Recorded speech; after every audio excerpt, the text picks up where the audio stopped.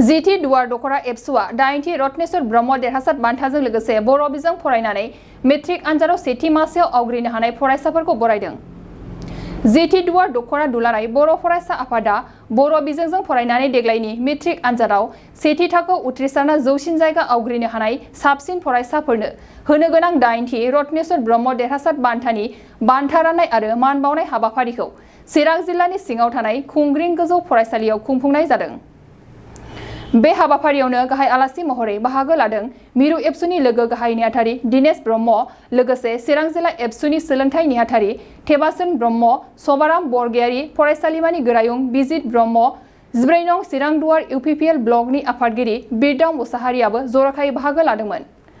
मख'जाथावदि बान्थाखौ आजावनो हानाय फरायसाफोरा गासै 34 सामोन। लोगोसे सेथि जौसिन मासियाव बांसिन जौखोन्दो 85.5 जौखोन्दो आरो 515 नम्बर लानानै उथ्रिनो हानाय फैसालि बरगयारिनो गासै 10,000 रां आरो मान बान्था होनानै मान बावनाय जायो। लोगोसे माखासे फरायसाफोरखौबो आर'नाइ आरो मान बान्था होनानै मान बावनाय जायो। दिनै चिरां जिल्लानि मोनसे माने गोग्गोम दख'रा जिथि दख'रा एबसु बिथांमोना 2022 मायथाइयाव बर' बिजोंजों फरायनानै मेट्रिक पास जानाय सा 46 फरायसा बिथांमोनखौ बरायदों आरो बिथांमोना 8थि रत्नेश्वर ब्रह्म गोसोखां बान्था बिथांमोना बावदों आरो मोनसे मोजां हाबाफारिनि गेजेरजों बिथांमोना गासै 46 फरायसाफोरखौ 8थि रत्नेश्वर ब्रह्म गोसोखां बान्थाखौ बावदों आरो बे हाबाफारियाव बाहागो लानो मोननानै आं बिराद गोजोननाय मोनदों। ओरैनो माखासे स्कुलफोराव जोङो खोनानो मोनो साबजेक्ट टिचारफोरा सिखादों आरोखि बिनि सायाव मा बुंदों? दुलाराय बर' फरायसा आफादा बर'फोरनि गेजेराव सोलोंथाइनि हारखौ बांहोनो थाखाय जों 2002 मायथाइनिफ्राय जों खामानि मावदों आरो जों मिन्थिगौ बर' बिजोंनि फरायसालिफोरा बांसिनानो प्रभिन्सियेलाइज जायाखै आरो जायफोर प्रभिन्सियेलाइज स्कुलफोर दङ बेफोरावबो माखासे जेंनाजों मोगा मोगि जानो गोनां जायो आरो जेंनाफोरनि गेजेराव जों मिथिनायाव जायफोर हाइ स्कुल दङ प्रभिन्सियेलाइज हाइ स्कुल बेवहाय मेथ्स टिचार गैया, साइन्स टिचार गैया, इंराजि टिचार गैया आरो बिनि थाखायनो दुलाराय बर' फरायसा आफादा जोङो बैफोर प्रभिन्सियेलाइज हाइ स्कुलफोराव थोजासे बिबांनि फोरोंगिरि नांगौ होननानै जोङो आसाम सरकारखौ खावलायबोदों आरो 2020 मायथाइनि 27 जानुवारि जे बिटिआर सुक्ति जाबाय बेयावबो 6.3 मोनसे दफा मोनबोदों आरो बे दफायाव रोखा रोखा लिरनाय दङ जे बर' बिजोंनि एलपि स्कुलनिफ्राय लानानै हाइ स्कुलसिम जायफोर स्कुला दाबो प्रभिन्सियेलाइज जायाखै बेफोर स्कुल प्रभिन्सियेलाइज जानांगौ होननानै रोखा रोखा लिरनाय दङ आरो बे 6.3 दफाखौ मावफुंनो थाखायनो बेखौ मोगथाङाव जाफुंहोनो थाखायनो दुलाराय बर' फरायसा आफादखौ जों खावलायदों आरो सम सम जायफोर प्रभिन्सियेलाइज स्कुलफोर दङ एलपिआनो होन एमइआनो होन हाइ स्कुलानो होन बेफोराव लांदां जानाय मासिखौ थाबैनो सुफुंनांगौ होननानै दाख्लैबो जोङो 24 जुनाव आसामनि शिक्षा मन्त्रि सोलोंथाइ बिफाननि मन्त्रि डक्टर रनेश पेगुजों दुलाराय बर' फरायसा आफाद आरो बर' थुनलाइ आफादजों जों सावरायखांबाय आरो जोङो माखासे दाबिफोर होदों बे दाबिफोरनि गेजेराव जायफोर लांदां जानानै दङ मासिफोर दङ बेखौ थाबैनो सुफुंनांगौ होननानै बिथांमोनखौ जों खावलायदों आरो बिथांमोनाबो थाबैनो टेट एग्जाम होनायनि गेजेरजों बर' बिजोंनि फरायसालिफोराव फोरोंगिरि थिसनगोन होननानै बिथांमोना खोथा होदों। दिनै जोङो 8थि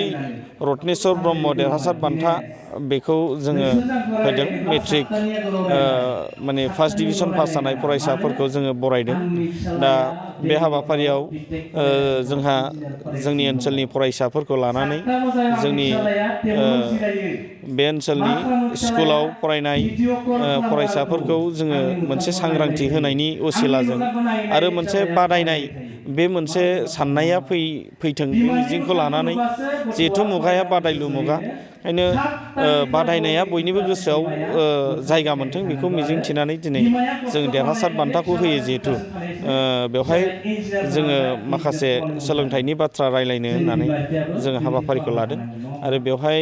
जोंहा आलासि मोननो हादों दुलाराय बर' फरायसा आफादनि लोगो गाहाय नेहाथारि दिनेश ब्रह्म सारखौ आरो बिथांनि जे बिबुंथि बिनि गेजेरजों जोंनि फरायसाफ्राबो निस्सय माने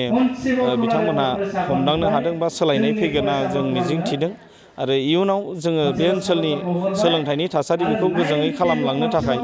बे ओनसोलनि रायजो राजा आरो फरायसा आरो लोगोसे फोरोंगिरि बिथांमोनखौ बा जों गासै समाज नाङैनो जोङो खामानि मावनांगोन आरो जौगानाय फारसे बयबो गोसो होनानै